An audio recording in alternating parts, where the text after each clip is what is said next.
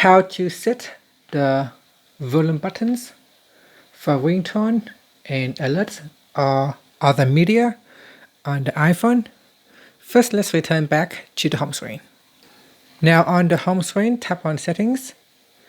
Then in Settings, we scroll down and tap on Sounds and Haptics.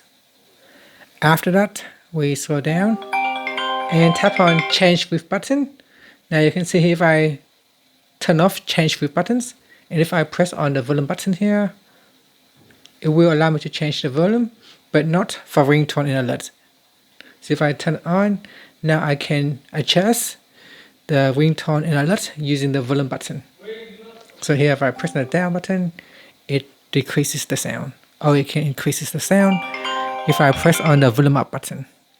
Okay, so that's how you can set the volume button for ringtone and alerts or media sound. And that's it. Thank you for watching this video. If you find it helpful, please like and subscribe to my channel for more videos.